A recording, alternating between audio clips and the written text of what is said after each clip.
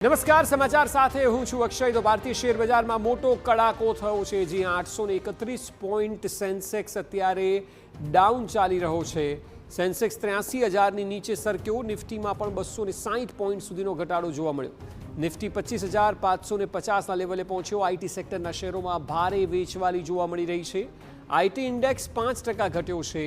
વૈશ્વિક બજારોમાં વેચવાલીની અસર ભારતીય માર્કેટ પર પણ દેખાઈ રહી છે। 83,000ની નીચે સેન્સેક્સ સરક્યો છે અને 831 પોઈન્ટ સુધીનો કડાકો શરૂઆતી કલાકમાં જ જોવા મળી રહ્યો છે। નિફ્ટીમાં પણ 260 પોઈન્ટનો ઘટાડો છે। આઈટી સેક્ટરોમાં ખાસ કરીને મોટે ભાગે વેચવાલી જોવા મળી રહી છે અને તેને લીધે 5% સુધીનો આઈટી ઇન્ડેક્સ ઘટ્યો છે અને સતત આઈટી ઇન્ડસ્ટ્રી એ પડકાર ઝીલી રહી છે। હવે વૈશ્વિક બજારોમાં જે પ્રકારે મોટા પાયે વેચવાલી થઈ છે તેની અસર પણ ભારતીય માર્કેટ પર થઈ હોય તેવું અત્યારે સ્પષ્ટ દેખાઈ રહ્યું છે। એટલે માર્કેટ ખુલતાની સાથે જ મોટો કડાકો અને સેન્સેક્સમાં 831 પોઈન્ટ સુધીનો કડાકો અત્યારે જોવા મળી રહ્યો છે।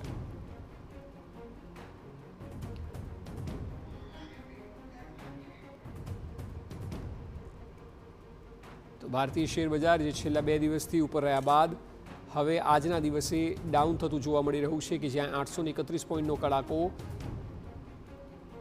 પહેલા કલાકની અંદર જોવા મળી રહ્યું છે અને તેની પાછળનું મુખ્ય કારણ છે આઈટી શેર, કે જે ઇન્ડેક્સમાં 5% ઘટ્યો છે।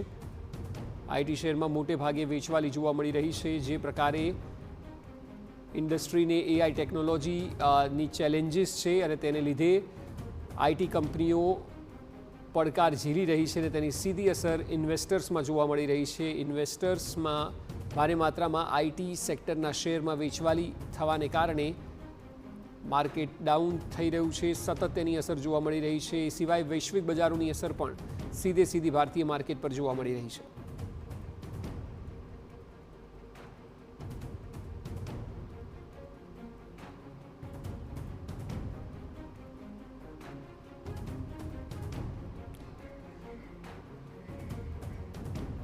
આપણી સાથે અત્યારે માર્કેટ એક્સપર્ટ જયદેવસિંહ ચુડાસમા જોડાય છે, તેમની સાથે વાત કરીશું। જયદેવભાઈ, જે પ્રકારે અત્યારે શરૂઆતમાં જ કડાકો બોલ્યો છે, આપનું શું માનવું છે? કયા પરિબળો હોઈ શકે જવાબદાર અને હાલ શું સ્થિતિ દેખાઈ રહી છે?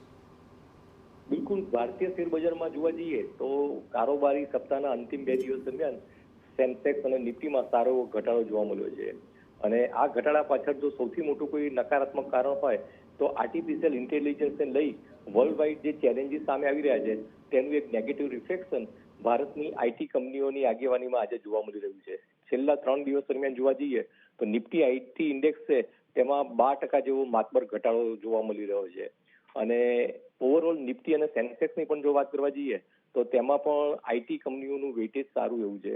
તો આજનો જે ઘટાડો છે તેની આગેવાની આઈટી સેક્ટરની કંપનીઓએ લીધી છે અને ગઈકાલે અમેરિકન કારોબારમાં પણ જોવા જઈએ તો ત્યાં પણ આઈટી અને ટેકનોલોજી રિલેટેડ જેટલી પણ કંપનીઓ છે તેના શેરોમાં ખૂબ જ મોટું ધોવાણ જોવા મળ્યું હતું અને તેનું જ એક નેગેટિવ રિફ્લેક્શન આજે ભારતીય કારોબારમાં જોવા મળી રહ્યું છે અને સેન્સેક્સ, નિફ્ટી અને બેંક નિફ્ટીમાં આજે ઘટાડા સાથે વેપાર જોવા મળી રહ્યો છે અને અવિરતપણે 4 દિવસની તેજી પછી છેલ્લા 2 દિવસ દરમિયાન ભારતીય શેરબજારમાં ઘટાડા તરફી વલણ છે। સેન્સેક્સમાં જોવા જઈએ તો છેલ્લા 2 દિવસ દરમિયાન 1250-1300 પોઈન્ટ સુધીનો ઘટાડો જોવા મળી રહ્યો છે। જી બિલકુલ જયદેવભાઈ, આભાર ટીવી9 સાથે વાત કરવા બદલ।